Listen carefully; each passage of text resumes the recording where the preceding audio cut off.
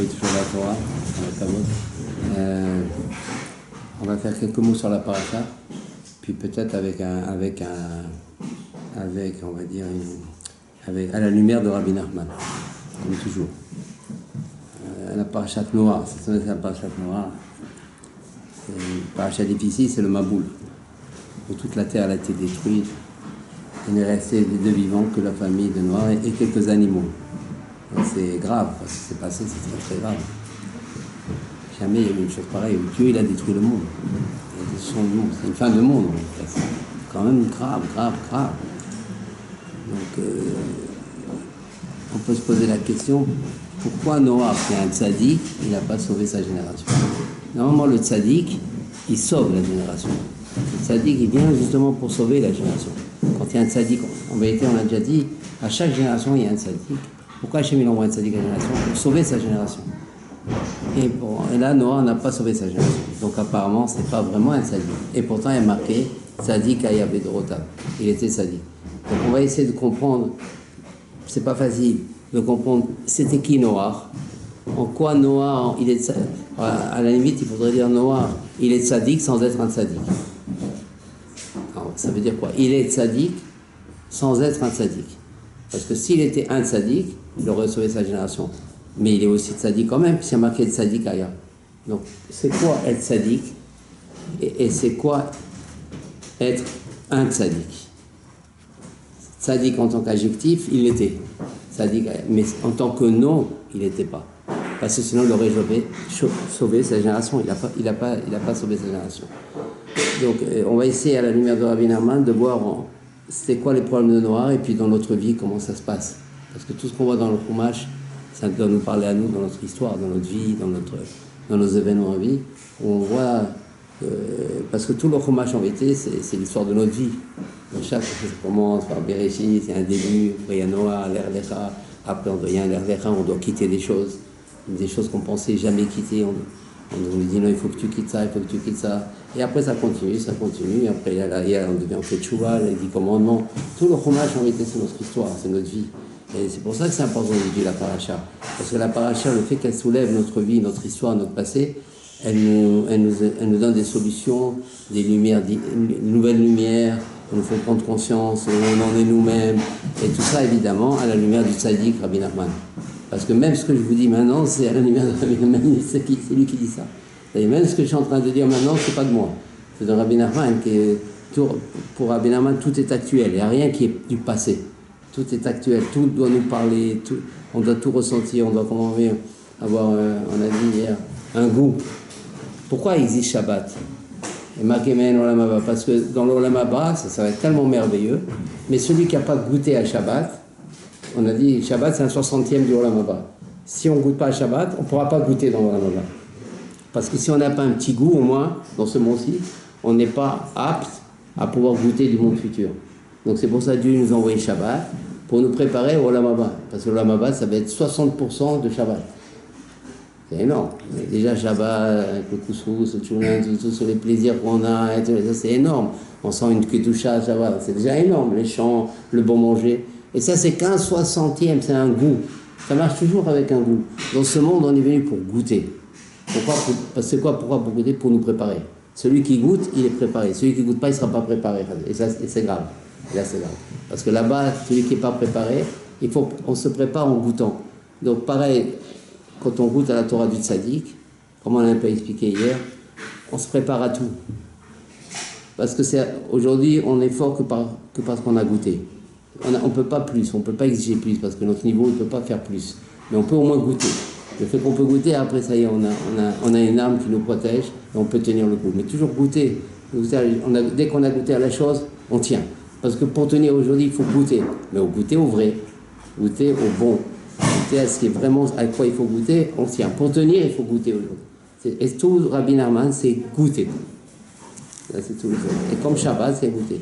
Donc nous, on va essayer de goûter un peu à la paracha, parce qu'on ne peut pas comprendre la paracha, ça nous dépasse complètement, on ne va pas s'illusionner à comprendre. Mais au moins goûter un peu, Noah, c'est qui, pour voir en quoi ça va m'aider à me préparer, moi.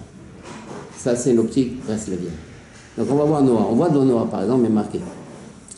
Donc voilà les générations de Noah. Et il y a marqué Noah, il était juste dans sa génération. Rachi, il explique, il était juste dans sa génération, il amène une grande discussion parmi les sages. Donc Noir, il était juste, on se rappelle ça. Donc, il n'y a pas marqué injuste, c'était juste, un adjectif. Noir était juste dans sa génération. Et Rachid explique. Pourquoi il a marqué dans sa génération? Il était juste. Qu'est-ce que ça peut lui apporter dans sa génération? Au Noir, c'est injuste. Là-dessus, et c'est très important ce Rachid. Rachid ramène, il dit, il y a une discussion. Quelle discussion? Il dit Rachid, certains de nos maîtres disent que s'il avait été dans la génération de justes, il aurait été encore plus grand. Parce qu'il était dans une génération très dépravée, la génération la plus dépravée qu'on ait connue. Et quand même, il était juste, ça veut dire, avec toutes les épreuves de l'extérieur, du dehors, qu'on voit un peu en France, les mauvaises influences qu'on peut recevoir, il a quand même tenu. À plus forte raison qu'il tiendra dans les générations de l'Abraham, dans les générations de Moshe Rabbeinu, ça sera moins difficile pour lui de rester religieux.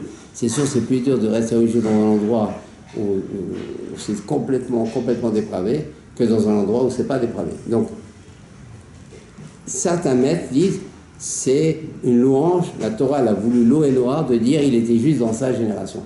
Si déjà dans sa génération il était juste, à plus forte raison dans une génération pas dépravée qu'il aurait été juste. Mais certains de nos maîtres disent l'inverse. Et c'est ça qui est important pour nous. Ils disent l'inverse. Il était juste dans sa génération, mais s'il avait été à celle d'Abraham, il aurait été rien du tout. Donc on voit, c'est ça qui doit l'interpeller pour nous ce soir. Il y a des maîtres maintenant qui disent que s'il avait été juste dans sa génération, c'est que dans sa génération. Mais dans une génération qui n'est pas dépravée, il aurait été rien du tout. On ne l'aurait même pas considéré, on ne l'aurait même pas regardé. Donc on voit qu'il n'est pas si juste que ça. Alors en quoi il est juste, en quoi il n'est pas juste, c'est le problème de ce soir. Et on va savoir comment... Alors, avant de continuer, simplement faire une petite intro. C'est que la question qu'on a demandé, comment ça se fait que Noir, il n'a pas sauvé sa génération? Alors, d'après ce qu'on comprend dans la théorie de Breslav, dans Rabbi Nachman, et c'est ce qui arrive dans le monde religieux aujourd'hui, c'est que Noir avait peur que s'il allait vers les gens, commençait à leur parler pour faire tchouva, se rentrer vers eux, il aurait pu lui aussi être influencé. Donc en vérité, Noir, il a préféré rester religieux. Il savait que s'il allait maintenant vers les autres, il aurait peut-être faibli, il serait peut-être tombé. Et donc c'est pour ça finalement, il n'a pas été celui qu'on croit aussi grand. Il n'a pas voulu influencer les autres parce que de peur qu'il allait subir les mauvaises influences. Donc il a préféré s'isoler, se contenir dans un coin, devenir tzaddik, ne pas faiblir, ne pas tomber, plutôt que d'aller faire tchouva aux autres, faire du zikouï rabim, parce que peut-être il va tomber. Et apparemment, c'est très justifiable. Donc, pourquoi nos maîtres parlent du mal de lui à ce niveau-là? C'est la question. C'est une question personnelle à laquelle il faudra répondre, et on ne peut répondre, à mon avis, que d'après Rabbi Nachman. On ne trouvera pas d'autre réponse ailleurs. La question est la suivante. C'est que Noir, il n'a pas voulu faire tchouva aux gens, il n'a pas voulu sortir. Il a voulu rester, s'isoler, faire sa tchouva à lui personnel, parce qu'il avait peur que s'il allait vers les autres, c'est comme il y a certains religieux, ils ne connaissent pas les non-religieux. Ils sont dans des quartiers, presque des ghettos, ils sont dans un monde, c'est très défendable, c'est leur manière. Ils se disent parce que nous, si jamais on commence à avoir des non-religieux, etc., quand on jette des pierres, ou par exemple quand on crie Shabbat en Israël, quand il y a des non-religieux qui, pendant Shabbat, qui roulent en voiture, ils ne veulent pas parce qu'ils ont peur d'influence pour leurs enfants, ils ont peur que c'est pour ça qu'ils font attention dans les écoles, c'est pour ça qu'ils exigent des choses, avant de rentrer dans une école, ils exigent que chez les parents il n'y ait rien de ça. C'est un peu Noir, c'est-à-dire parce qu'ils ont peur d'être influencés. Apparemment c'est défendable, donc pourquoi on va en critiquer Noir? Apparemment c'est défendable, les gens ils ont peur de tomber, ils ont peur de faiblir, ils ont peur de faire influence. Apparemment ça se défend, non? Et pourtant, non, ça ne se défend pas. C'est ça la question. Alors, comment ça ne se défend pas? C'est une question énorme, ça. Parce que c'est toute une manière de se conduire, nous, maintenant. Comment on doit se conduire, comment on doit fréquenter des personnes qui ne sont pas encore dans la Torah, qui ne sont pas encore religieuses. Est-ce que c'est bien de les inviter, d'être ensemble? C'est le problème de Noir. Et beaucoup de religieux, ils ont déjà répondu. Ils n'ont pas la question. Pour eux, c'est évident. Et c'est comme ça, ça y est. Et apparemment, c'est défendable et quand même on a critiqué Noir. Ah, c'est la question. Pourquoi Noir est critiquable? Pour ça, je pense, il faut rentrer dans la Torah de Rabbi Nachman pour essayer un peu de comprendre. Alors, on va aller un peu doucement, c'est un peu improvisé, c'est pas tellement préparé, mais grâce à vous, ça commence à se développer. Maintenant, on va faire une petite Torah dans Rabbi Nachman. Il y a la Torah Vav dans l'Écoute Moran. La Torah Vav, elle est très connue. La Torah Vav, la 6, dans l'Écoute Moran, que devrait faire tout le monde. Il y a un livre qui est sorti, la Vraie Tchouba, du rabbin Parianti. Et là j'ai essayé avec la grâce de Dieu de donner quelques petites interprétations. C'est un livre extrêmement important parce qu'il parle de la tchouba. Et la tchouba, automatiquement, on l'a dit, dans Rabbi Nachman, tout ce qu'il dit est toujours nouveau. Donc même la tchouba, on ne sait pas ce que ça veut dire tant qu'on n'étudie pas ce livre. On ne peut pas savoir. Parce même ça, il a renouvelé. Par exemple, il explique Rabbi Nachman d'abord une chose très importante. Alors on va laisser la paracha. Maintenant, on va entrer un petit peu dans l'Écoute Moran. Et puis après, on va essayer de retrouver la question qu'on a sur Noah. Pourquoi Noah a été critiqué alors que c'est très défendable? Et c'est pas ça. C'est que le monde religieux se comporte comme ça. Le monde orthodoxe se comporte comme ça. Alors apparemment, le monde orthodoxe, à la lumière de Rabbi Nachman, en voyant leur agir, il devrait quelque peu se remettre en question. Mais comme ils ne sont pas dans Rabbi Nachman, ils n'ont pas cette possibilité de se remettre en question. Donc on va essayer avec la grâce de Dieu de savoir. D'abord, on va essayer un petit peu de l'écouter Moran. C'est bon comme ça? Et après, on retrouvera sur la paracha. Et ça intéresse toute notre vie. De savoir pourquoi finalement le monde religieux, il n'a pas forcément raison à 100%. On va voir comment les nuances de ça. On va voir d'après Rabbi Nachman. Rabbi Nachman, il faut savoir, lui, il est tellement grand qu'il a une ouverture d'esprit tellement grande. Il sait où c'est émettre, il sait où c'est pas émettre. Donc lui, il peut nous guider parce qu'en vérité, on ne sait rien. On est perdu, il y a tellement de théories, tellement de... On ne sait rien. Une personne, elle commence à s'en sortir quand elle sait qu'elle ne sait rien. Là, il y a de l'espoir. L'espoir, c'est quand on sait qu'on ne sait pas. Mais dès qu'on a des avis très dessinés, très décidés, on est dans un désespoir. L'espoir, il commence quand on sait qu'on ne sait pas. Et là, alors, il y a automatiquement une annulation chez les tzadikim, et eux, ils vont nous guider. Même si on a appris, même si on a une expérience, on va faire une preuve. On va faire un exercice. Dans la Torah Vav, qui est très connue, qui est très célèbre, que les hommes et femmes, et même les enfants doivent étudier, c'est tout, c'est la vie dans ce monde-ci, c'est le Olam Haba, tout est dans cette Torah 6. Tant que ça, même si on est très religieux, même si on fait toutes les mitzvot, on n'a pas fait cette Torah 6, on n'est pas encore vraiment dans le droit chemin. Vraiment, on est dans le droit chemin, mais pas vraiment. Il faut faire ça. Alors, un exemple, on va prendre un petit extrait, puis après on va essayer de revenir dans la paracha. Donc, tout commence avec la tchouva. Tant qu'un juif n'a pas fait tchouva, rien ne commence. Et Rabbi Nachman, il dit, c'est quoi la tchouva? Normalement, quand on étudie la tchouva, c'est quoi? C'est demander pardon à Dieu, regretter et tout. Il ne dit pas comme ça, Rabbi Nachman. C'est sûr qu'il faut faire ça.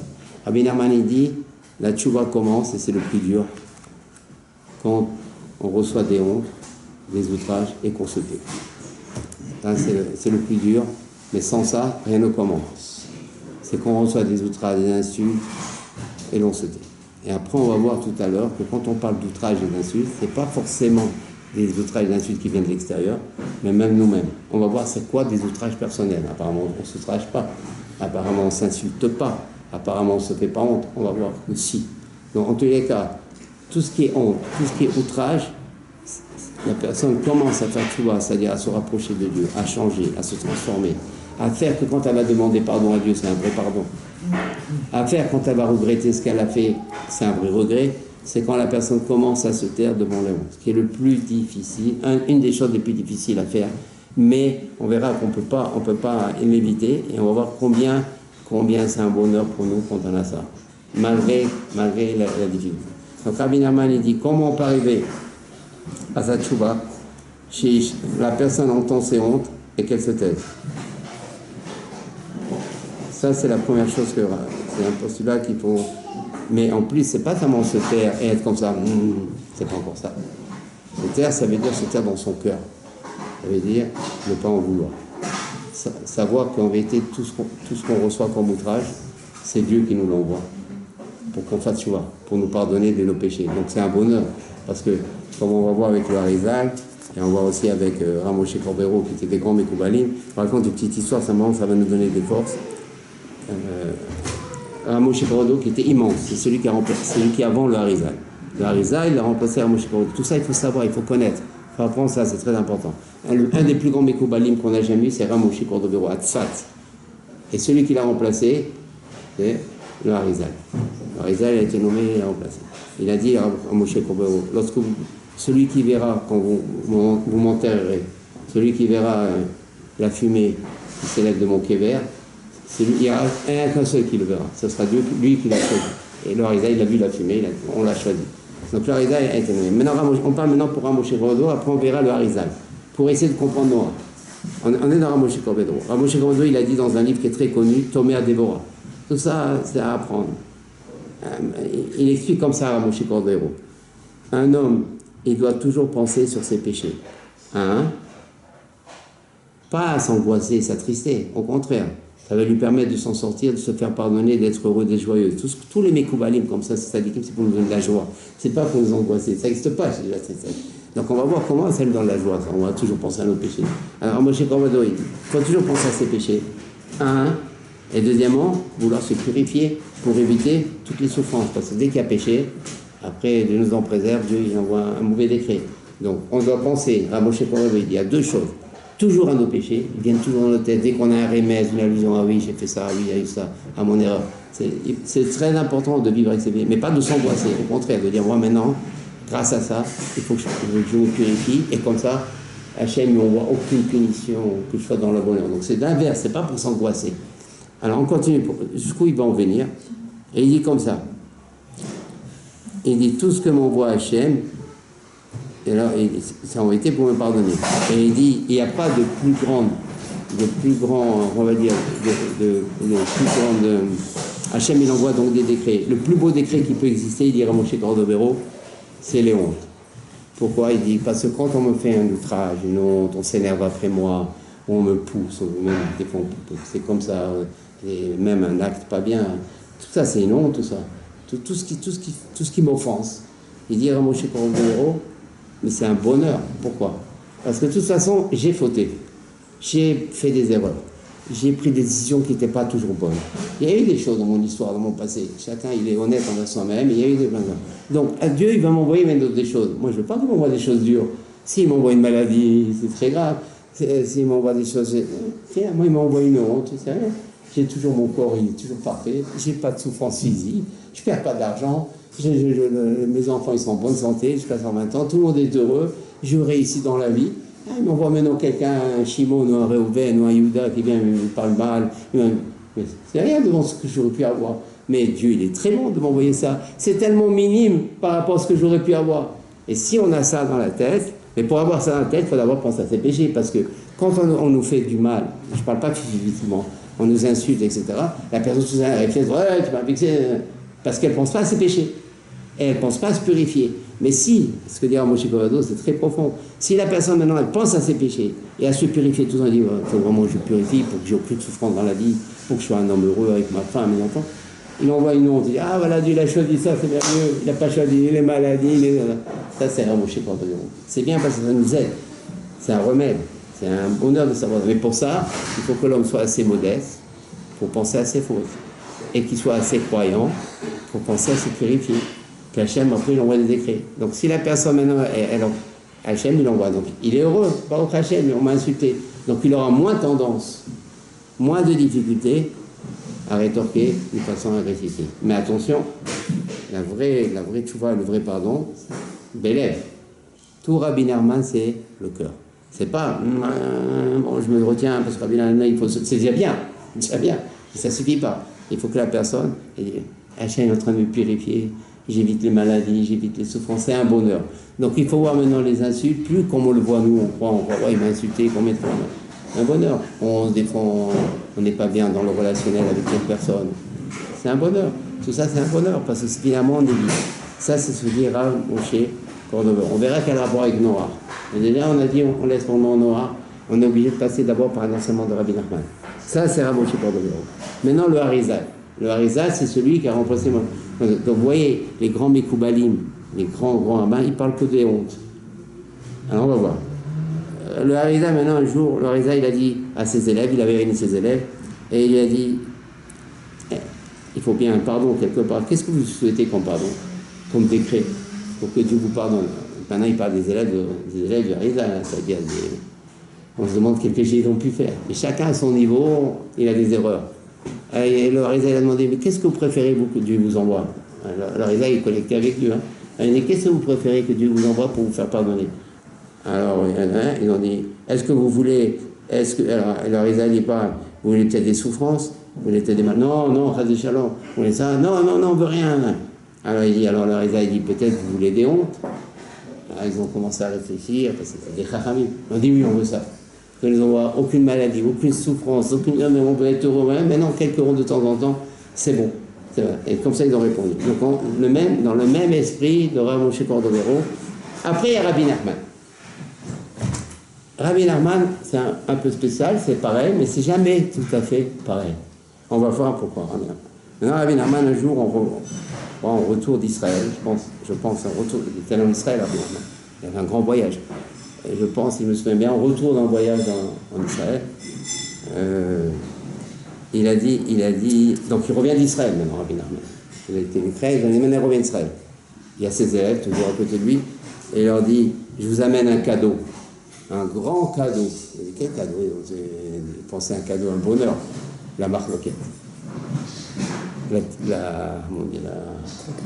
La polémique, la honte, les outrages. C'est comme ça, les élèves ne comprenaient pas. C'est ça que nous envoie Rabbi nous. Après, il a continué Rabbi Nachman. Il disait cadeau. Un tzaddik, quand il dit un mot, c'est un mot. Cadeau, mais comment cadeau? Les oppositions, les polémiques, tout ce qu'on peut imaginer, ou tout ce qu'on n'a plus à imaginer, puisqu'on a un peu vécu, tout ça, tous ces marques tout c'est là. Alors, il continue Rabbi Nachman. Il dit, je vais vous expliquer. Parce qu'il a voyé, ils étaient brisés. Ils s'attendaient à quelque chose de beau. Il dit non. Il dit, il faut savoir. Maintenant, on ouvre encore une parenthèse. On est obligé de faire toutes ces intros. Mais c'est des choses importantes. C'est que, maintenant, on ouvre encore une autre parenthèse. C'est qu'il faut savoir. Dieu, il a créé le monde avec quoi? La Torah. Il a regardé la Torah et il a créé le monde. Donc le monde, il a été fait selon ce qui est écrit dans la Torah. Et on sait que Dieu, il a regardé, c'est pour ça, par exemple, il a créé le palmier, qui est un loulav. Sinon, comment on va faire le loulav s'il n'y a pas le palmier? Il a créé des vaches avec des pots pour qu'on puisse faire des tefilines. Sinon, comment on va faire des tefilines? Donc, comme il savait, Hachem, qu'il allait avoir des tefilines, tout, il a créé les vaches. Tout est créé pour la Torah. Tout ce qui est dans ce monde, c'est pour la Torah. Donc, il a créé. Maintenant, on sait autre chose, que Dieu, il renouvelle son monde tout le temps. Donc, deux choses. Dieu, il a regardé la Torah pour créer le monde. On est dans la parashat Bereshit encore. Et Dieu, il renouvelle le monde tout le temps. Alors, si on dit que Dieu, il a créé la Torah en regardant, il a créé le monde en regardant la Torah, et il a renouvelé le monde, et il renouvelle tout le temps le monde, ça implique que si on renouvelle la Torah, c'est ça qui renouvelle le monde. Encore une fois, si Dieu, en regardant la Torah, et il a créé le monde, donc, comment il peut renouveler le monde s'il y a un renouvellement de la Torah? Et le tzaddik, lui, à chaque tzaddik d'agent, il renouvelle la Torah. Il amène des enseignements complètement nouveaux. Il amène des conseils complètement nouveaux. Donc, automatiquement, par qui intervient le renouvellement du monde par Dieu? Par la Torah du tzaddik. Maintenant, ça veut dire quoi? Que la Torah, c'est important, c'est très très important ce qu'on dit maintenant. Ça veut dire quoi? Que maintenant, la Torah du tzaddik renouvelle le monde.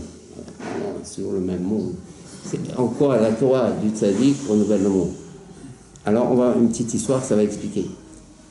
À chaque génération, le tzaddik, il donne le pardon. Voilà, vous allez le pardonner par ça, par ça. Par exemple, on va prendre le Harizal. Le Harizal, il dit, vous savez comment vous allez faire pardonner? C'est par des jeûnes. S'il n'y a pas les hontes, il faut jeûner, il faut se mortifier. Et c'est tous les Mekoubalim qui parlent beaucoup de ça.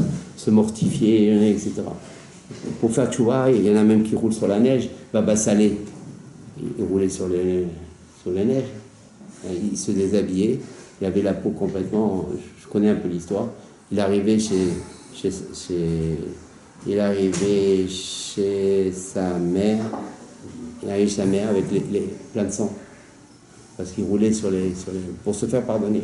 Parce qu'en vérité, tout le secret de tout, c'est qu'il faut se pardonner. Qu'on ait un beau lama, qu'on n'ait pas de malheur ici dans ce monde, qu'on soit heureux, qu'il y ait le bonheur. Ça passe par le pardon. Donc chaque tzaddik, il avait sa méthode. Rabbi Nachman, maintenant il continue.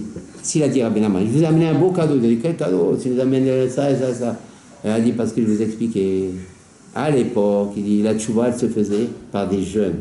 Il fallait jeûner. Le Harizal, il demande plein de jeunes. Pour le Harizal, pardon, quelqu'un qui répond à son père, puis oh, laisse-moi tranquille, 26 jeunes. On vous donne un petit exemple, 26 jeunes.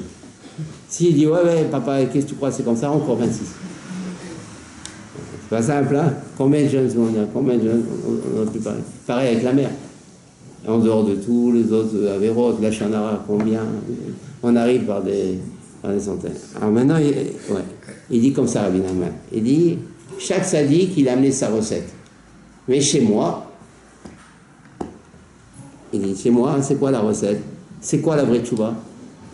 C'est énorme ce qu'on va dire maintenant. C'est quoi la tchouva pour Rabbi Nachman? C'est pas se mortifier, c'est pas souffrir, il n'y a pas de tout ça. C'est quoi?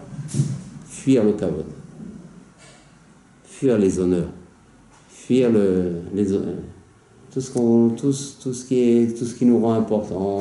Quelqu'un il veut le kavod, il veut les honneurs, il aime qu'on le, il cherche à tout prix à être relevé, il cherche le kavod, c'est-à-dire lui en réalité c'est son kavod, tout ce qui compte son kavod, avoir des nominations, même si par exemple il n'est pas apte à faire tel poste, il veut prendre le poste. Parce que pour lui, il veut tout de suite être Shliach Tzibour. Il dit, moi je vais prier parce que moi j'ai une belle voix. Tout ce qui est. Et pour Rabbi Nachman, c'est l'inverse. Il faut le fuir, le kavod. C'est-à-dire un Shliach Tzibour, par exemple, il faut qu'on le supplie. Ouais, viens. D'accord. Un cours de Torah, il faut dire, viens, ça ne vient pas. Jamais il va dire, ouais, moi je vais enseigner, je veux prendre. Ça, c'est du kavod. On doit fuir le kavod. Ça, c'est la tchouva pour Rabbi Nachman. Ça veut dire quoi maintenant? Ça veut dire, grâce au fait qu'on fuit le kavod. On va voir après, ça veut dire quoi avec Noah. Grâce au fait qu'on fuit le kavod, on n'a pas besoin de jeûner. On n'a pas besoin de se mortifier, et tous les péchés sont pardonnés. Tout, on n'a pas de punition. Et c'est énorme ce qu'on est en train de dire. Rien que fuir le kavod. Après, on va voir c'est quoi fuir le kavod pour Rabbi Nachman. D'abord, c'est se taire. Se taire devant les hontes. Et on a dit où? Dans le lèvre. C'est ça. C'est quelqu'un qui se tait dans le lèvre, il y a combien de punitions qui tombent, combien de maladies qu'il évite, combien de disputes qu'il évite, combien de colère, on ne s'en rend même pas compte, on évite par le fait que la personne ne répond pas. On sent tout ce qu'on a comme problème aujourd'hui. Parce que si Rabbi Nachman dit que l'essentiel de la chouva c'est se taire, automatiquement, quelqu'un qui ne se tait pas, donc il ne fait pas de chouva, donc toutes les punitions qu'il a dans ce monde, c'est parce qu'il ne se tait pas. Parce que c'est même plus les péchés. Parce que même les péchés, tu peux les effacer en te taisant. C'est même plus les péchés, c'est le fait de ne pas se taire. Et c'est énorme déjà ça. Déjà, la vérité, quand j'ai écrit le livre, La vraie tchouva, ça m'a fait du bien, parce que moi aussi j'ai tendance à serrer combien, on est tous des humains. Mais ça m'a fait beaucoup de bien. Ça m'a un peu transformé. J'ai ce livre dans la tête, quand je dis, moi j'écris ce livre, si je ne montre pas l'exemple, donc ça fait quelque chose. Et en plus, c'est pas ça, maintenant je sais que ça évite des punitions. C'est le bonheur. Mais tu sais, quand Hachem il envoie une offense, c'est un bonheur de Dieu pour te dire, voilà, je ne veux pas que tu souffres, alors je t'envoie ça. Comme ils ont dit les élèves de Ramoshe Corrado et les élèves de Harizal. Donc en vérité, ça c'est une chose. Mais on voit une chose donc, que le tzaddik, il change le monde. Avant, le pardon, il passait par des jeunes. Aujourd'hui, il passe par fuir le kavod. C'est pour ça les Breslev, ils parlent beaucoup du kavod. Ils fuient beaucoup le kavod. Alors qu'aujourd'hui, c'est très dur de faire le kavod. On voit tout est fait pour le kavod. Tout c'est du kavod. Tout c'est du kavod aujourd'hui.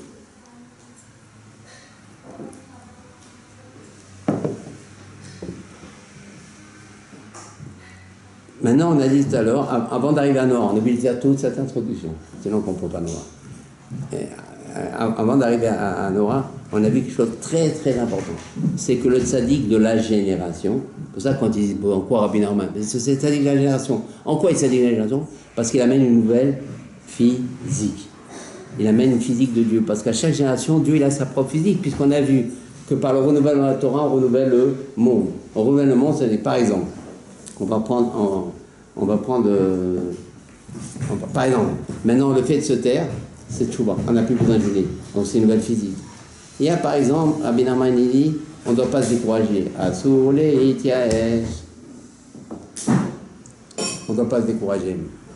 Quelle est la nouveauté de Rabbi Nachman? On sait qu'il ne faut pas se décourager, mais tout le monde le dit. Qu'est-ce qu'il nous apprend Rabbi Nachman en disant qu'il ne faut pas se décourager? Mais qui dit qu'il faut se décourager? C'est un fou qui dit ça. Qui dit qu'il ne faut pas se décourager? Non, le fait que maintenant, Rabbi Nachman, il a dit qu'il ne faut pas se décourager, il a amené une nouvelle physique. Ça veut dire quoi? La nouvelle physique du non-découragement. Parce qu'aujourd'hui, le plus grand problème, c'est qu'on se décourage vite. Tout ce qu'on a, les épreuves, les disputes, les querelles, les incompréhensions, les problèmes de partout, on ne peut pas ne pas se décourager de temps en temps. C'est très dur la vie. Et tout ça, avec les épreuves qu'il y a.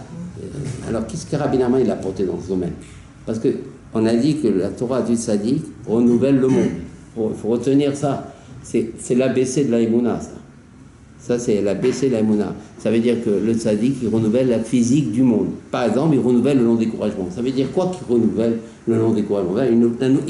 Il renouvelle la physique du non-découragement. C'est comme ça qu'il faut apprendre Rabbi Nachman. Rabbi Nachman, c'est le créateur de la physique d'aujourd'hui.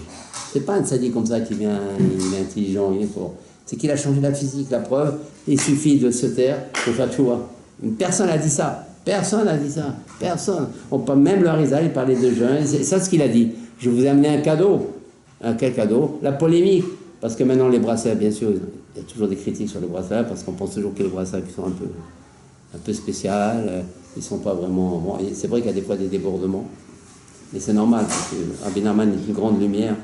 C'est pas toujours facile de supporter sa lumière. Mais en vérité, les bracelets ont toujours été un peu, pas tellement valorisés. Dans le monde yeshivique, il n'est pas valorisé, le monde des bracelets.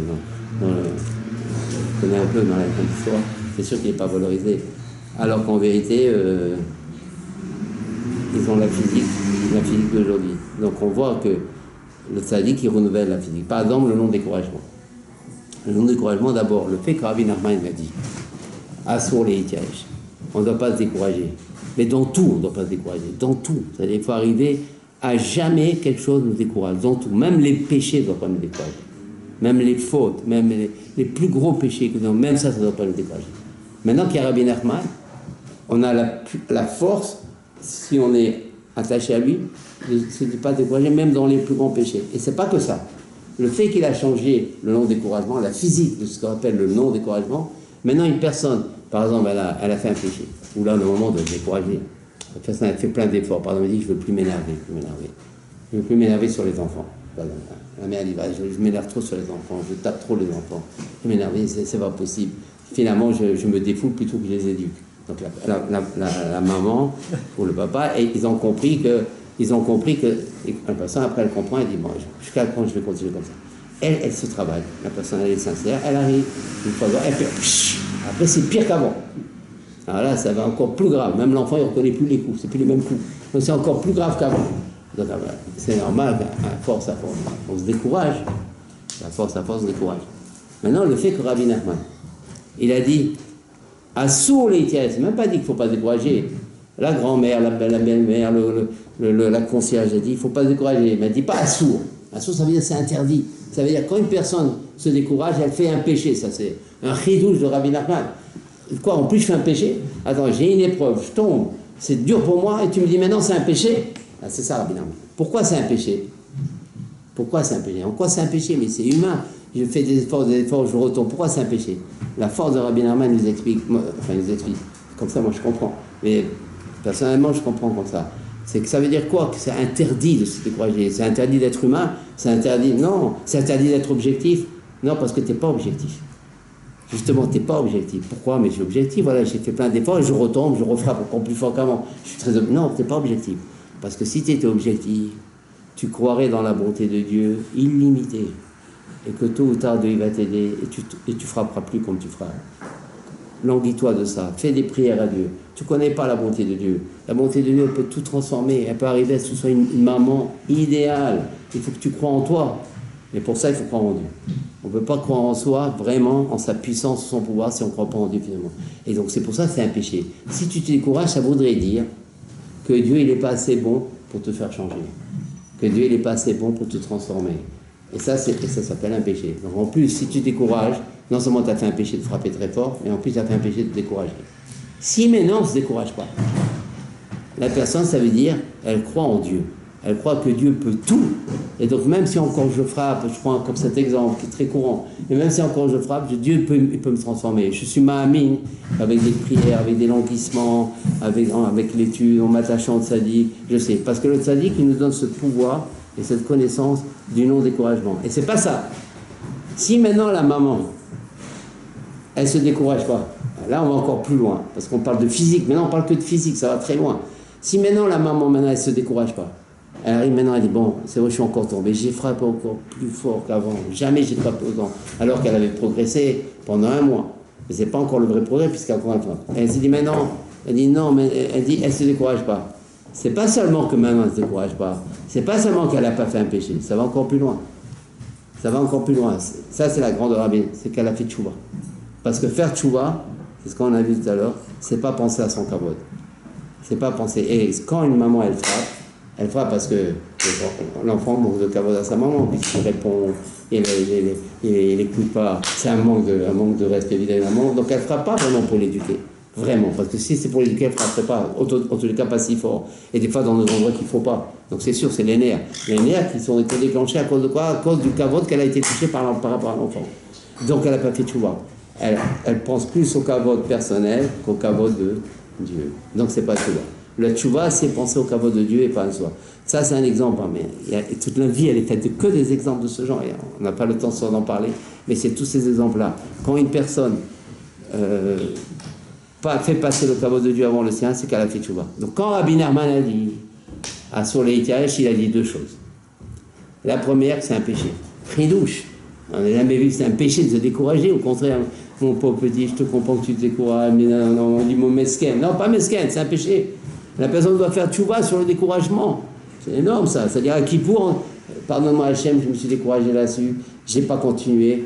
Et je ne me suis plus retravaillé dans ce sujet-là. J'ai abandonné le sujet parce que je voyais que je n'arrivais pas. Et j'arrête jusqu'à où. Basta, comme on dit ça, jusqu'où je vais aller comme ça. J'ai fait tchouva, maintenant je te demande pardon que je n'ai pas continué, je me suis découragé. C'est un péché. Deuxième chose, c'est que Rabbi Nachman nous apprend qu'on ne se décourage pas, on fait tchouva. Ça veut dire que la personne se transforme, c'est ça tchouva. Ça y est, c'est plus la même, elle s'est rapprochée de Dieu, elle est vraie. C'est une vraie religieuse. Parce que quand on se décourage, on n'est pas encore un vrai religieux. C'est pour ça aujourd'hui, on ne sait plus ce que c'est la religion. Une personne, elle peut par exemple faire toutes les mises mais tout très très très très bien. Mais elle s'énerve facilement. Elle répond, elle dit ouais, moi, il me parle comme ça, c'est normal. Moi je suis un homme, je suis pas faible, bon, je réponds à ça. Vraiment, ça n'a pas vraiment commencé. Parce que comment on peut commencer la religion tant qu'on n'est pas dans un système de tchouva? Viens Rabbi Nachman, c'est pour ça Rabbi Nachman, il nous éduque, il nous transforme, on n'a aucune notion du bien qu'il nous fait. Rabbi Nachman maintenant il vient nous dire maintenant, avant tout tchouva. Si tu ne fais pas tchouva, tu es un faux. Même si tu mets les tefilines, bien sûr il faut mettre les tefilines, bien sûr il faut mettre la mezouza, bien sûr il faut manger cachère, mais ça c'est la base de tout. Mais ça ne veut pas dire que tu es arrivé. Arrivé, ça veut dire quand ça y est, tu te travailles, tu arrives à ne plus répondre. Ça c'est un exemple typique. Donc c'est pour ça, quand Rabbi Nachman nous dit sur les tiaresh, d'une part il nous a dit c'est un péché. Deuxièmement, il nous a enseigné c'est quoi, pourquoi c'est grave. On ne fait pas de tchouva sinon, donc on n'a pas commencé. Troisièmement, il nous donne des conseils comment y arriver. Donc il nous donne la possibilité. Rabbi Nachman, il ne te dit pas, ne réponds pas, mais il ne te donne pas la possibilité. Il nous donne des conseils comment arriver à ça. Ça c'est un exemple, bon, on n'a pas beaucoup de temps parce qu'on doit arriver à Noah, mais c'est très très très très important d'avoir ça parce que après on est faux. On est faux, on ne peut pas. Combien on voit, et après c'est pour ça entre religieux des fois, des histoires qu'on ne comprend pas. Il y a des personnes qui préfèrent travailler avec des non-religieux qu'avec des religieux. Tellement on est, alors pourtant la personne est religieuse. Non, parce qu'il y a sa vie à la choule, et après il y a la vie professionnelle, on est tout à fait une autre personne. Ou la vie maritale, on est tout à fait une autre personne. Et normalement, Rabbi Nachman nous aide à être le même dans tous ces domaines-là, et toujours essayer de se travailler. Donc c'est pour ça le tzaddik, on a dit, il change la physique du monde. Il amène quelque chose de complètement nouveau. C'est pour ça, c'est ça la tchouva. Et c'est ça sur les tiaresh. Maintenant, on va comprendre un peu mieux Noah. On n'a pas beaucoup le temps de... Bon. Alors maintenant, on va... Par exemple, on va prendre un autre exemple. Dans le Zohar, il y a marqué. Tout ça, c'est très important que tout le monde sache. C'est le début de tout ça. Dans le Zohar, il y a marqué que quand on faute dans le domaine charnel, il n'y a pas de réparation. C'est trop grave. On peut fauter dans Shabbat, on peut réparer. On peut fauter dans la cache-route, on peut réparer. Dans la colère, on peut réparer. Dans le domaine charnel, c'est irréparable. Ce qui a été fait, et on le paye très cher à Shalom dans le monde futur. C'est irréparable, c'est très grave.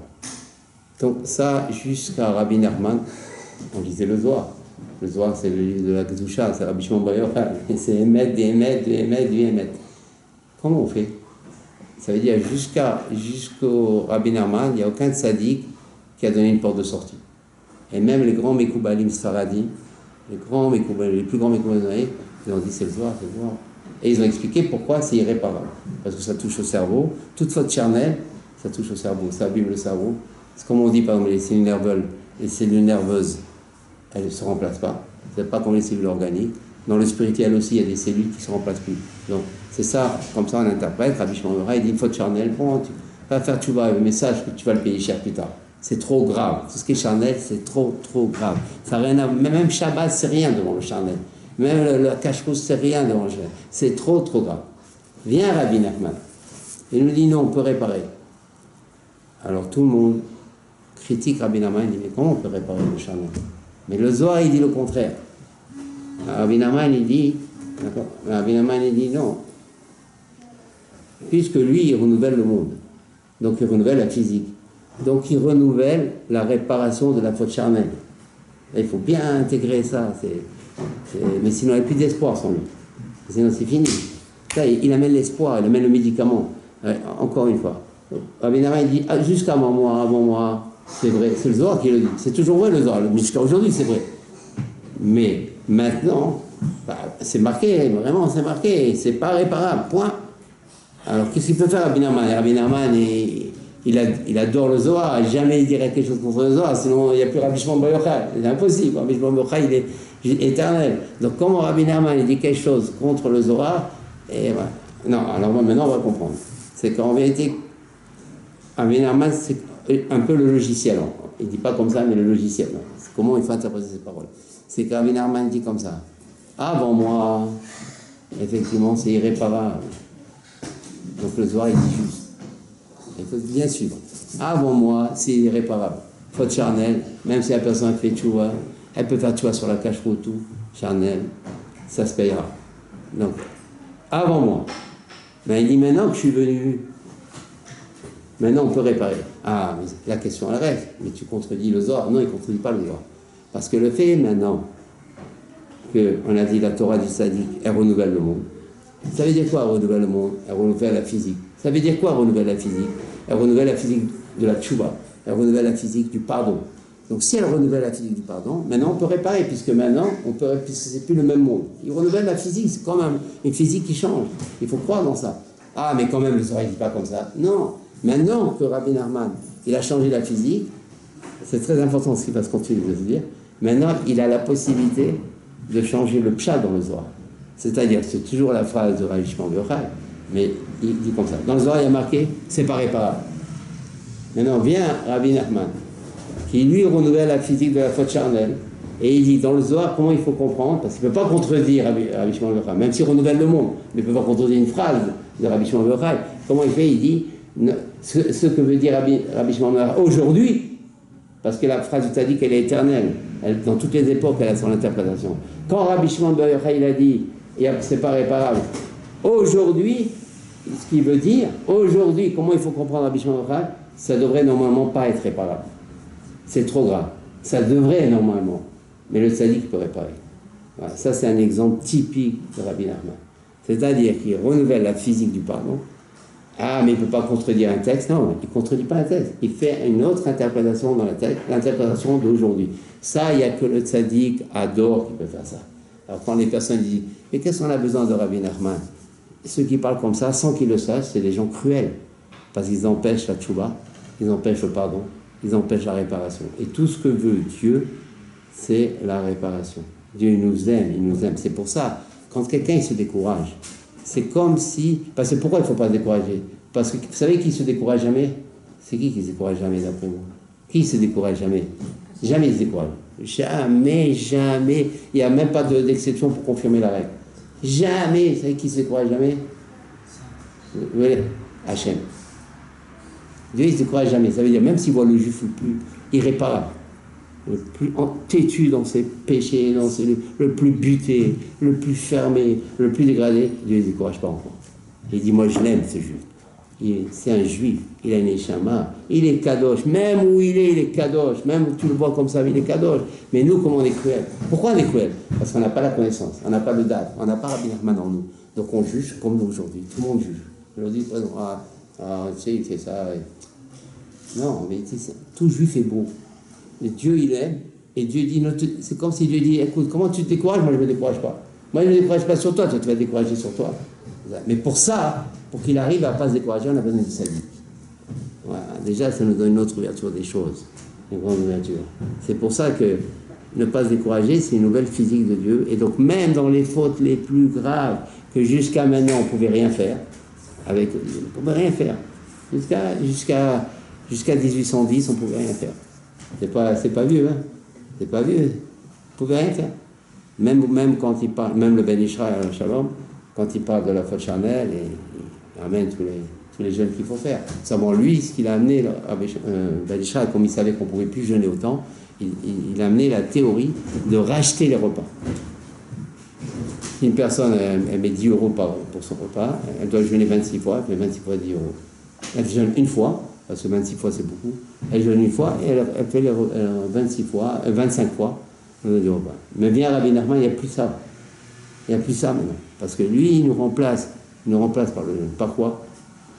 Ne pas répondre. On ne rentre plus maintenant dans les repas. Vous voyez, et pourquoi il peut se permettre ça? Parce qu'il a changé la physique du pardon. Ça s'appelle croire dans le tzaddik de la génération. C'est pour ça qu'on l'appelle tzaddik de la génération. Parce qu'il résout les maux, les douleurs, les problèmes, les découragements, les souffrances de sa génération. Et donc il est de plus en plus grand. C'est pour ça Rabbi Nachman, c'est le dernier le plus grand, parce que la génération d'aujourd'hui, elle est très descendue. Le domaine charnel, c'est devenu... On n'a même plus le regret dans la majorité des personnes. C'est normal, tout le monde fait comme ça, on fausse. Il n'y a même plus le remords. Donc on est normalement complètement irréparable. Même pas on souffre de ça, même pas on pleure de ça. Mais Rabbi Nachman, il dit non. Moi, je vais t'en sortir de ça. Je vais te donner de l'espoir, je vais te donner de la joie. Tu n'auras pas de punition. Tu vas t'en sortir. Mais comment? Te taire. Ça, c'est la première condition. Il y a d'autres conditions, mais ça, c'est la première condition. C'est déjà fait tchouba. Et pour parfaire ta tchouba, il faut aller à Ouman. Pourquoi aller à Ouman? Pourquoi tellement aller à Ouman? Il n'y a aucun tzaddik qui a demandé ça tellement. Qu'est-ce qu'il est? Même le Rabbi Shimon bar Yochai, quand il a déménagé sur mon Kever, c'est pas pour faire tchouba. Au contraire, il ne veut pas qu'on pleure. Rabbi Shimon bar Yochai dit, moi je veux que de la joie chez moi. Pour ça tout le monde va, les Tunisiens et tout. Parce que là-bas on ne pleure pas. Là-bas on kiffe, on mange le mouton. Et qui ne va pas aller? On est plus de 200, 300 000 là-bas. Donc même le Rajbi qui a demandé d'aller sur son Kever, il n'a pas demandé pour faire de joie. Il a dit au contraire, je veux que de la joie, de la danse, tout ce que je veux. Et quand le Harizal est allé chez le Rajbi, pendant une semaine, il a dansé. Il n'a pas pleuré, il n'a pas pleuré. Rabbi Nachman ne dit pas ça. Tu vas venir chez moi, tu vas faire vidou, tu vas te confesser le plus profond de ton cœur, etc. Pourquoi il demande tout ça? Parce que justement, maintenant que la personne, pendant l'année, elle n'a pas répondu, elle s'est tue, elle s'est travaillée sur ça, quand elle va faire son vidou devant le tzaddik, ça va être un vidou qui vient du cœur, elle va prendre conscience de ses fautes, elle va comprendre que le problème charnel, c'est très très grave. Mais maintenant, elle va s'en sortir. Parce que tant qu'une personne ne comprend pas, aujourd'hui, j'ai vu un kinésithérapeute, c'est toujours tout ce qu'on vit, c'est toujours un remède. J'ai vu un kinésithérapeute sur tel problème. Il m'a dit la chose suivante, c'est ce qu'on est en train de dire maintenant, nous en hébreu, lui en français. Il m'a dit la chose suivante, il m'a dit, en vérité, une douleur, le problème, la maladie, le problème qu'on a, chacun il a son petit problème, il faut bien le connaître, il ne faut pas le fuir. Parce que quand on le connaît bien, alors on peut s'en occuper bien. C'est énorme, c'est énorme, c'est énorme, c'est énorme. Et c'est ça que les gens ils disent sur Rabbi Nachman, arrête de parler du bruit, du charnel, il ne parle que ça, Rabbi Nachman. Les autres, ils ne parlent pas de ça, les autres, ils ne nous angoissent pas, les autres. Ils parlent de tikkun abri, tikkun kali. Ils ne parlent pas de ça, les autres. Les autres, c'est la joie, mais non, justement, ils t'amènent la vraie joie. Les autres, on ne parle pas, mais quand il y a un jour, tu leur en voudras, parce qu'ils n'en ont pas parlé. Tandis que Rabbi Nachman, lui, il t'en parle, mais ce n'est pas pour t'angoisser, Parce que lui, en même temps, il te donne la solution. Il dit, ne t'étais pas, va au man. Rabbi Nachman, en même temps, il dit, il faut faire une opération chirurgicale. Mais à la compte, moi, je ne suis pas chirurgien. Moi, je t'amène un petit médicament gentil. Rien que tu te tais. C'est déjà pour le ciel, grâce au travail qu'a fait Rabbi Nachman, une immense opération chirurgicale. Parce qu'il faut faire une immense pour le domaine charnel. Immense, on n'a aucune notion. Si le Rajbi a dit à son époque, c'est irréparable, alors que le Rajbi, c'est la bonté même, parce qu'il a dit que c'est trop grave. Le Rajbi ne pouvait rien faire. Même le Rajbi, Rabbi Shimon peut. Viens Rabbi Nachman, dit, moi je peux faire. Moi je peux faire. Moi je peux tout arranger. D'abord, taisez-vous devant les offrandes. Et venez à Ouman au moins une fois. C'est sûr qu'au moins une fois, il y a au moins une fois, tout le monde, homme comme femme, doivent aller à Ouman. Au moins une fois dans leur vie. Les femmes ont une fois dans leur vie. On ne peut pas ne pas aller à Ouman. Une fois. N'importe quand dans l'année. Hein. Pas seulement Rosh Hashanah. Une fois dans la vie. Faire une confession là-bas. On ne se rend même pas compte de quoi on se nettoie, de quoi on se lave, combien de mauvais décrets on élimine. Pas seulement nous. Même nos pères, nos grands-pères, nos arrière-pères, on leur pardonne leurs péchés qu'ils ont fait. Ils sont pardonnés aussi. Ils sortent. On n'a pas de notion. On n'a aucune notion. Je ne suis pas du tout un fanatique, mais je suis un réaliste du pouvoir de Rabbi Nachman. Presque ça fait peur. C'est trop. On n'a jamais entendu quelqu'un comme ça. On n'a jamais entendu. Moi, j'étais pas du tout brassable. Du tout. J'étais contre. Moi. J'étais contre. Pas seulement j'étais sympathisant, j'étais sympathique. Pas du tout. Je voulais pas entendre parler de Rabbi Nachman. Je dis, moi, je suis un Tunisien Sfarad. J'étudie la Gemara, la Halakha. Qu'est-ce qu'on veut de plus? On a tout. Alors justement, on va voir le problème de ça. Ça, c'est un peu le problème de Noach. Mais on a dit tout à l'heure comment le tzaddik de la nation, il n'a pas sauvé sa nation. Et on a fait la différence entre le tzaddik et être tzaddik. Parce qu'aujourd'hui, qu'est-ce qui se passe?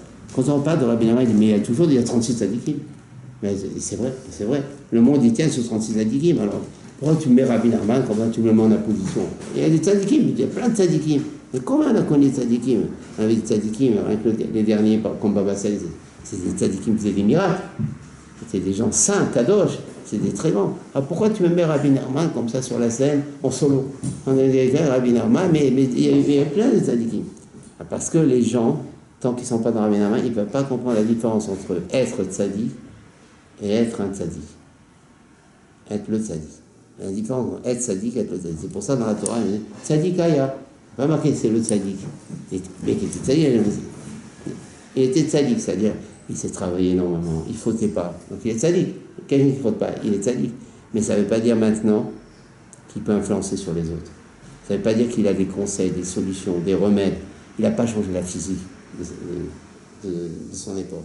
Les gens continuent à fauter. Il n'a rien pu faire. Et au contraire, il avait peur que s'il commençait à s'occuper des gens, il allait lui-même tomber.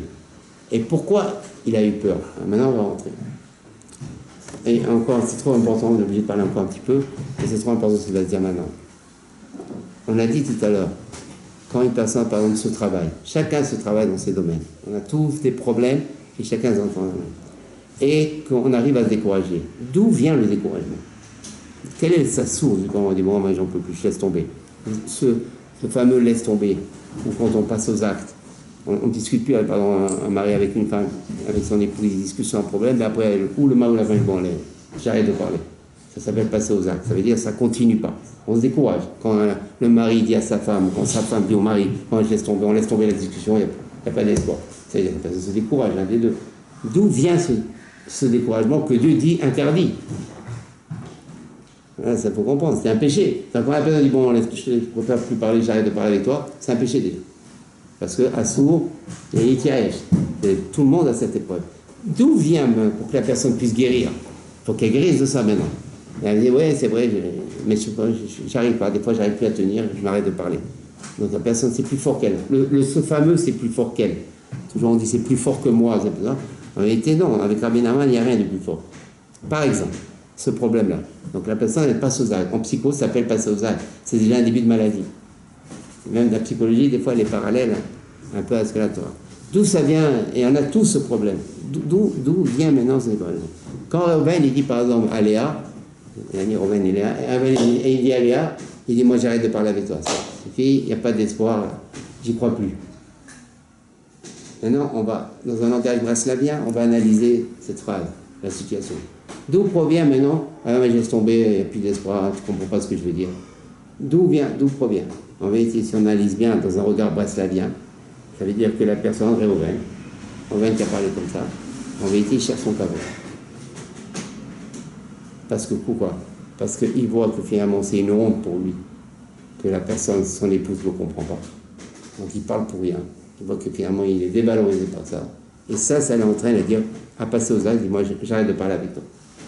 Donc finalement, la personne cherche son kavod. Donc la personne n'a pas encore fait tchouva. C'est pour ça que Rabbi Nachman nous apprend ce que c'est la tchouva. On peut être religieux et devant sa femme dire, moi j'arrête de parler avec toi. Tout s'écroule. Parce que religieux, c'est ne pas chercher son kavod. C'est pas se décourager. Et quand on se décourage, ça veut dire on cherche son kavod. Et c'est le problème de Noah. Noah, il s'est dit comme ça, moi je vais aller vers les gens, mais moi je peux peut-être être influencé par eux. Je peux peut-être tomber quelque part. Moi je suis dans mon îlot, tranquille, comme certains religieux qui veulent surtout pas. Il n'y a aucun jugement de ma part. Je vais essayer pour comprendre simplement la paracha dans un regard de Rabbi Nachman. J'ai dit non, moi je préfère rester où je suis, bien dans la forêt, bien dans le. Par exemple, personne fait des douces. Il faut faire de ça bien, mais c'est que ça. Son problème, sa femme, elle ne veut pas rentrer chez les autres. Elle ne veut pas s'occuper des autres. Elle dit moi je préfère me préserver. En vérité, c'est une recherche de kavod aussi. Pourquoi? Parce que maintenant on va terminer avec ça. Pour Rabbi Nachman, on cherche son kavod de deux manières. La personne, par exemple, elle est religieuse. C'est des choses, je suis obligé de les dire parce que c'est trop important. Sous notre vie, c'est tout quoi. La personne, elle est religieuse. La personne, maintenant, elle est religieuse. On va prendre, par exemple, quelqu'un qui est dans une yeshiva. Il est religieux, un peu plus que ça. Il est complètement religieux ou un avraire collègue. C'est le top. Dans la religion, c'est le top. Maintenant, on lui dit à la personne, maintenant, il faut que tu fasses du zikour à Abim, il faut que tu aides telle personne, va leur parler, tout ça, etc. Et la personne, maintenant, non, on va être encore plus simple. Maintenant, on va vers ce Bafou Yeshiva, on va vers cette collègue, on lui dit, tu sais, c'est beau la Gemara, tout ça, mais il y a aussi les tzadikim. Il y a Rabbi Nachman, des grands tzadikim. On leur parle de ça. Comme moi je faisais avant. Alors moi, j'ai la Gemara, j'ai le Shulchan Aruch, qu'est-ce que tu me veux, toi? Alors moi, je ne vais pas perdre mon temps, moi, avec écouter le Moran. J'ai la Gemara, plus que ça. Plus que la Gemara, tu me fais perdre mon temps avec écouter le Moran. J'ai toute cette histoire de nouvelle vie. Moi, je ne suis pas là-dedans. Tu me parles de physique. On ne parle pas de ça, là, Shiva, Sam. On parle directement Mishnah, Gemara, Braïta, que tu me fais perdre mon temps à ça. Quand la personne, elle parle comme ça, comme moi je parlais, donc c'est pour ça que je ne peux pas juger, j'étais comme ça, moi. Quand la personne, elle parle comme ça, en vérité, c'est que la personne, elle ne veut pas progresser. Elle refuse de progresser parce que pour elle, c'est aussi un manque de kavod. Je veux dire, finalement, elle n'est pas encore arrivée là où il faut arriver. Normalement, une personne, elle doit toujours se remettre en question, ouvrir son esprit, dire peut-être maintenant il faut voir autrement les choses. Peut-être moi je croyais que c'était le maximum, mais on n'était pas le maximum. Comme hier, pardon, on a dit, même si on a la Torah entière, il y a plus que la Torah, c'est la Torah de Dieu. Donc, même si tu es en Gemara et tout, mais si tu ne connais rien de la Torah de Dieu, finalement tu ne connais pas la Torah. Pour ça, il ne faut pas chercher son savoir. La personne, elle est prête à accepter la honte, de dire après avoir fait 20 ans de Gemara, on lui dit, mais finalement, quelque part, tu ne sais rien. Parce que tant que tu n'es pas rentré chez les tzadikim, tu es encore. Mais il faut être extrêmement modeste. Il faut pas du tout chercher son honneur. Une personne qui a fait 20 ans, on lui dit, mais on va voir un médecin qui a fait 20 ans, il a fait l'internat, il dit, mais non, je sais rien, on va être dans la santé des gens, je connais tout le corps humain, tous les autres. Bien sûr, il ne doit pas accepter. Et ça, c'est la première chose. Il dit qu'il sait rien. Deuxième chose aussi, c'est que la personne, aussi, où elle cherche son carbone, c'est quand elle a des chutes, des péchés, des choses inattendues, elle se décourage. Pourquoi? Parce qu'elle son carbone, elle dit, attends, moi, je croyais que j'avais 8 sur 10. Maintenant, je vois que j'ai 4 sur 10. Moi, je pensais que dans ce domaine, j'avais 8 sur 10. Je pensais que j'évoluais bien, un bon niveau, j'avais un bon niveau, un bon coefficient religieux. Et puis maintenant, je vois que finalement, avec ce que je viens de faire maintenant, mais je vaux 2 sur 10, je vaux 3 sur 10. Ça, pour accepter ça, il ne faut pas chercher son kavod. Quelqu'un qui cherche son kavod, il ne peut pas supporter ça. Donc il se décourage. Non, moi je suis ça, alors j'ai plus rien à faire. Parce qu'il ne s'accepte pas avec 2 sur 10. Donc quand on ne s'accepte pas avec 2 sur 10, c'est qu'on cherche son kavod. On doit s'accepter même avec 2 sur 10. On sait que Dieu, il est là. on va remonter, on ne doit pas se décourager. Donc quand la personne se décourage, ça veut dire qu'elle ne s'accepte plus. Quand elle ne s'accepte plus, ça veut dire qu'elle cherche son kabod. Donc elle ne fait pas de choix. Donc à l'encontre de ce qu'on peut croire, quand une personne est tombée quelque part, il a dit oh là là, je suis tombé, qu'est-ce que c'est grave et tout, mais j'ai plus d'espoir. On croit apparemment qu'elle a pris conscience de la faute et que c'est bien. Non, c'est très mal. Parce que Rabbi Nachman, il a dit, assour, tu ne dois pas décourager, parce que si tu décourages, tu recherches ton kabod. C'est ce qui s'est passé avec Noah, pour terminer. Noah, en vérité, il s'est enfermé, il était tzaddik, donc complètement religieux. Complètement, il était donc tzaddik, il ne fautait pas. Noah, il ne fautait pas. Et son problème à lui, c'est que s'il allait descendre, c'est un peu comme nous dans une chute. Nous, dans une chute, on se décourage, on ne remonte pas. Lui, il avait peur, Noah, que s'il allait vers les gens, il pouvait chuter. Et là, il savait qu'il allait se décourager. Donc, il allait pas suivre le conseil de Rabbi Nachman. Donc, finalement, ce n'était pas vraiment le tzaddik. Parce que quelqu'un qui ne veut pas aller vers les autres, de peur qu'il peut se décourager, de peur qu'il peut tomber, c'est sûr qu'il ne faut pas maintenant aller comme ça vers n'importe qui. Il faut faire attention. Mais si Dieu nous donne ce qu'on appelle une ashgacha, il y a une occasion où j'ai devant moi des personnes qui sont très loin. Alors je vais changer de pièce. Non, au contraire. Dieu, il veut maintenant que je sois avec eux, que je passe du temps avec eux. Au contraire, c'est une occasion, c'est un bonheur pour moi de pouvoir les rapprocher, comme des personnes mieux que moi, aussi à moi, aussi m'ont aidé à encore remonter. C'est ça la vraie religion. Et ça, Noir, il est tombé. C'est pourquoi c'est pas Abraham. C'est pour ça, s'il avait vécu au temps d'Abraham, il aurait été rien du tout. Ça veut dire qu'un religieux qui aurait tendance à se décourager, il est rien du tout. C'est énorme ce qu'on se dit maintenant. Parce que c'est marqué, c'est dans Rachi. Si Noah, il avait vécu au temps d'Abraham, il aurait été rien du tout. Pourquoi? Parce que à la moindre chute, il serait découragé. Il n'aurait pas cru dans la bonté infinie de Dieu. Qu'en vérité, Dieu ne se décourage pas sur lui. Et donc lui, il va se décourager. Donc finalement, il cherche son kabod. Parce que le découragement, c'est signe de recherche de kabod.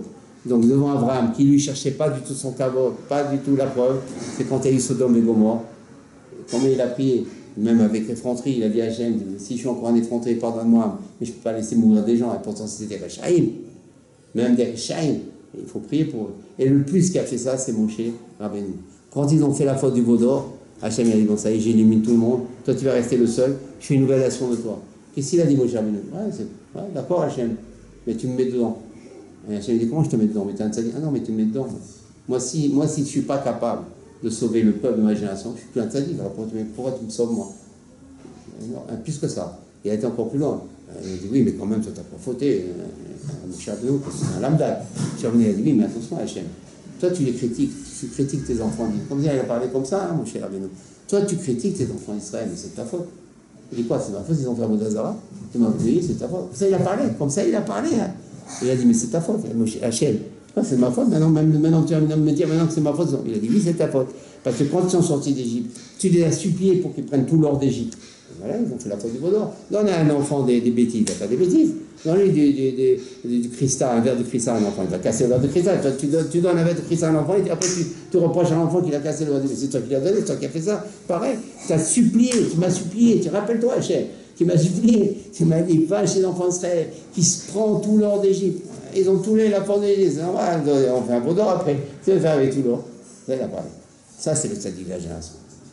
Il a la parole, il sait comment il fait. Il sait que Dieu aime les enfants d'Israël. Et lui, il aime son peuple aussi. Ce qui ne s'est pas passé avec Noah. Ça, c'est la parole. Et plus que ça, il a dit, mon cher, mais tue-moi, je veux que tu me tues. Si tu ne tues pas les autres, si tu tues les autres, tu me mets dedans. Moi, je veux pas vivre. Il a dit, mais je te vais faire une race nouvelle. Tu vas être très grand, mon cher Rabbeinu. Ceux qui vont sortir de toi, ça va être des merveilles. Mais quelle merveille, il a dit. Moi, c'est le peuple qui est ici. Et le peuple, il a fait ça. Mais c'est ce peuple-là que j'aime. Ça, c'est... Combien nous, on doit plus juger, combien on doit aimer. Et ça, c'est toute la notion de la. Et ça, c'est l'erreur. Je ne peux pas me permettre de parler au nom noir, c'est vraiment un sadique, nous on est devant noir. Mais c'est l'étude, hein, pour l'étude. Hein. Parce qu'il peut m'en vouloir aussi, moi, j'ai peur. Je veux dire simplement, c'est sadique. Mais il y a eu quand même une erreur parce qu'il n'y avait pas encore Rabbi Nachman. Rabbi Nachman, peut-être on s'arrête là. Hein? C'était un peu long là, mais c'est pas pour nous. Non, il n'était pas appelé, mais c'est plus que ça. Pourquoi c'est plus que ça? Parce qu'il y a partout son nom. Et il y a marqué aussi qu'il était le plus modeste. Le plus modeste, mais voilà, mais quoi, c'était l'homme le plus modeste. C'est lui. Et qui a écrit ça? C'est Moshe lui-même. Donc imagine Moshe qui écrit. Moshe, c'est l'homme le plus modeste du monde. Pas mal. Pour écrire ça, c'est qu'il était très modeste. Sinon, il ne peut pas se permettre ça. Il n'y a que le modeste qui peut dire ça. C'est pour ça, Rabbi Nachman, il a dit, il n'y a pas eu comme moi depuis la création du monde. C'est qu'il est énormément modeste. Sinon, il ne pourrait pas dire une chose comme ça. Normalement, dans la vie, quand on a dit, moi, je suis le plus fort, je suis plus grand, c'est la gava. Mais alors, comment il parle comme ça, le tzaddik? Parce que justement, il est arrivé à un tel niveau de modestie qu'il peut dire, il n'y a pas eu comme moi. Et le piège, c'est que quand j'étais piégé moi-même, pour ça, je vais éviter que vous le tombiez aussi. C'est quand moi j'ai entendu des phrases comme ça sur lui, il parle comme ça. Nous, les rabbins tunisiens, ils marchaient comme ça. On ne les voyait même pas leur visage. Et puis un rabbin maintenant, il dit, il n'y a pas eu comme moi. C'est normal. Ben Ishra, il n'a jamais dit comme ça. Le Harizal, il n'a jamais dit comme ça. Automatiquement, on a un réflexe de croire, c'est l'orgueil. Donc à cause de ça, je n'ai pas voulu rentrer dans Rabbi Nachman. Après quelques années, Dieu m'a éclairé. Et que justement, c'est la preuve d'une modestie incommensurable pour pouvoir parler comme ça. Et d'où on a la preuve? Moshe Rabbeinu lui-même. Moshe Rabbeinu, le plus modeste du monde, c'est lui qui écrit ça. Et puis encore une Gemara dans Sota, où il y a marqué, c'est une Mishnah dans Sota, la Mishnah a dit, quand Rabbi Akadosh, Rabbi Uda Anassi, c'est celui qui a compilé les Mishnayot, très très simple, très très très très grand, très très simple, c'est lui les Mishnayot, c'est énorme.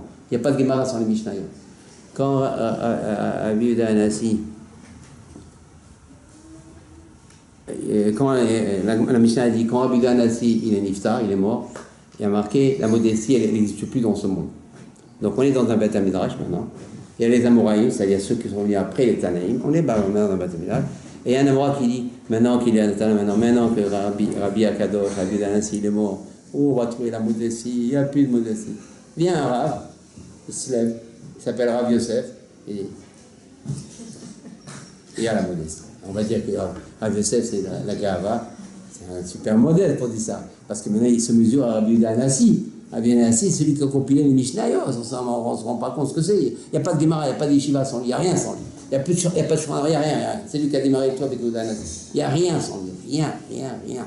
Et lui, il était extrêmement modeste. Donc c'est immense. Il vient maintenant à Rav Yosef, comme ça, il y a moi. C'est comme ça les Amoraïm. Apparemment, quelqu'un, quand j'ai vu cette Gemara, j'ai vu mon erreur. C'est ça qui m'a commencé. Mais pourquoi? Parce que Dieu m'a aidé dans la mesure où j'ai toujours voulu me remettre en question. Donc même si j'étais dans la Gemara, on a tendance à ne pas se remettre en question parce qu'on a le top. Il y a quelqu'un qui est dans le top qui se va se remettre en question. La Gemara, c'est le top. Surtout quand on est beaucoup dans l'étude et tout, la yeshiva, le collège, il y a le top, on est top. Et ça, on va se mettre en question. On ne peut pas se mettre en question. Mais si, même si la personne est dans la Gemara, elle cherche quand même le Hémet. Même si elle met du temps à trouver, mais au moins elle cherche, elle a une recherche sincère. Après Dieu l'éclaire. C'est comme ça qu'il dit Rabbi Nachman. Parce qu'on demande la question, on dit, mais comment quelqu'un qui n'est pas avec Rabbi Nachman, il peut devenir Rabbi Nachman? C'est impossible, il est dans le limou, dans le collège et tout. Et lui, il doit se décourager apparemment. Non, il ne doit pas se décourager. Comme on a dit. Pourquoi? Sur les tiers. Pourquoi? Parce que quelqu'un qui cherche la vérité, même là où il est, Dieu va lui montrer tout le temps la vérité. Mais il faut qu'il cherche la vérité. Et ça veut dire quoi? Rabbi Nachman définit, c'est quoi chercher la vérité? Avoir un regard vrai sur les choses. Pas influencé par des intérêts, par des influences. Il regarde vrai, il dit, pardon, on lui dit, voilà, regarde, Rav Yosef, il a parlé comme ça. Et tu veux dire que Rav Yosef, c'est un orgueilleux? On n'a pas dit après qu'il est orgueilleux. On s'est tué dans le bête. C'est-à-dire, on a accepté. Alors, quand Rabbi Nachman, il dit, il n'y a pas eu plus grand que moi, accepte, regret vivant. Ça s'appelle un regard vrai. C'est quoi un regard pas vrai? Mais qu'est-ce que tu mets les deux choses en même temps? Ça, c'est l'Agma. L'Agma, elle ne sait pas qui c'était, des anges. Rabbi Nachman, c'est d'aujourd'hui. Ça s'appelle un regard pas vrai. Celui-là, il est coulé d'avance. Ouais, ça, c'est un exemple de regard vrai et un exemple de regard pas vrai. Et moi, par contre, je dis la vérité, autant je ne voulais pas devenir brassard, mais autant je cherchais quand même la vérité. Et c'est ça qui m'a sauvé. Donc, quand j'ai vu, par exemple, Rav Yosef dans la Gemara, il y a déjà quelqu'un qui a parlé comme ça. Quelqu'un qui a un regard vrai sur les choses, tôt ou tard, il retombe sur ses pieds. Mais quand c'est ça, avoir un regard vrai, le problème, c'est que c'est difficile d'avoir un regard vrai, parce qu'on est influencé par toutes les influences qu'on peut exister, et surtout par nos intérêts propres. Donc quand on voit que ça touche à notre intérêt, ou par exemple un rave, il a des difficultés, un rave, il a énormément de difficultés de devenir brassable. Parce que s'il devient brassable, il remet tout en question. Donc il va perdre son kavod, il va pouvoir peut-être même perdre de l'argent, parce qu'avant il avait c'est un bon salaire, rave. Il y a des mariages et tout ça, non, tant mieux, c'est pas une critique. Mais je veux dire, il a tout pour plaire. Il est dans les écoles, ses enfants ils rentrent. Il n'examine rien, d'office, il est premier, en meilleure place. Donc, et en plus, et qui est le plus dur, il va avouer qu'il s'est trompé pendant des années.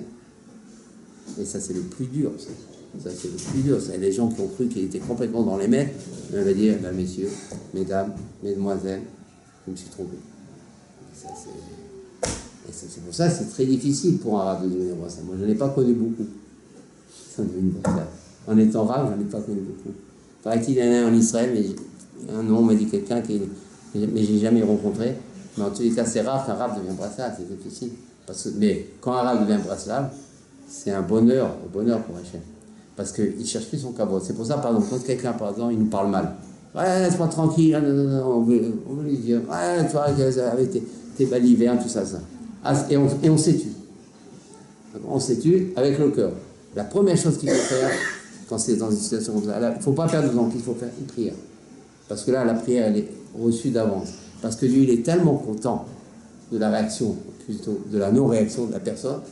Il a un tel plaisir de cette personne qui s'est tue alors qu'on lui a parlé mal. Le plaisir est tellement grand, c'est comme si Dieu dit, demande-moi quelque chose, demande ce que tu veux, mais maintenant. Il ne faut pas attendre, puis on tarde après. Le plaisir, c'est un moment, même chez Dieu. Il dit, maintenant, dis-moi vite, prie-moi vite. Donc dès qu'on est sur cette terre, faire une prière. N'importe quelle prière, normalement, elle est d'une manière ou d'une autre reçue. Elle est plus reçue qu'à Kippour, plus reçue que tout. C'est le plus que tout. Parce que c'est du vrai. Kippour, c'est une période où Dieu accepte facilement nos prières. Mais là, c'est un kiff qu'il a Dieu. C'est même pas parce que c'est une période. Parce que Dieu, il a un tel plaisir. Oh, il s'est tué. Et en plus, il est dans son cœur. Mais vas-y, prie-moi, demande-moi quelque chose. T'as tout à gagner maintenant.